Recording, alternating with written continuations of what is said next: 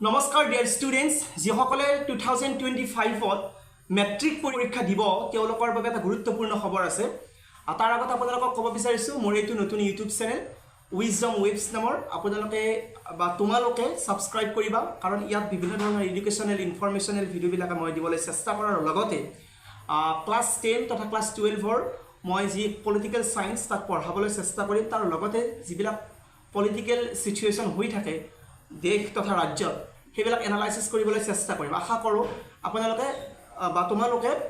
চেনেলটিক subscribe কৰিব কিন্তু তাৰ আগতে মই ক'ব বিচাৰিছোঁ যে কিনো নটিফিকেশ্যন জাৰি কৰিছে সেবাৰ ফালৰ পৰা যিসকলে 2025ত মেট্ৰিক পৰীক্ষা দিব Hslc পৰীক্ষা দিব নটিফিকেশ্যন কেইবাটাও তেওঁলোকে দফা বা নাম্বাৰিং কৰিছে তাৰ ভিতৰত 5 নম্বৰ যিটো দফা সেইটো খুব ইম্পৰ্টেণ্ট মই আপোনালোকৰ স্ক্ৰীনত দেখুৱাম কি নটিফিকেশ্যন তেওঁলোকে দিছে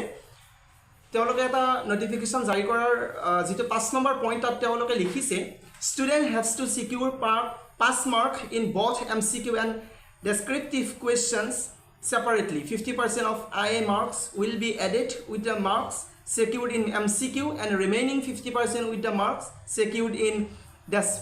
descriptive questions in that case pass mark of for MCQ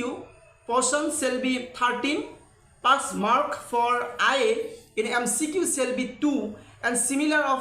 descriptive question portion also তাৰ মানে ইয়াত কোৱা হৈছে যে এইবাৰ যেটো Hslc পৰীক্ষা হ'ব 2025ত হেতু MCQ আৰু যেটো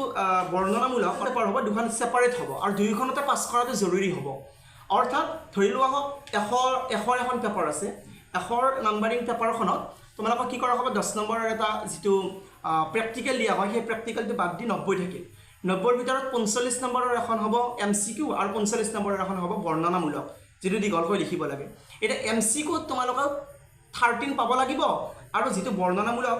বেছিকৈ লিখিব লাগে তাতো তোমালোকে 13 পাব লাগিব তেতিয়াহে পাস কৰিব পৰা যাব এই পৰীক্ষাত আৰু যেটো তোমালোকৰ প্ৰ্যাকটিক্যাল নম্বৰ ধৰি লোৱা 10ৰ ভিতৰত 10 পোৱা গ'ল তেতিয়া সেই 10ক কি কৰা হ'ব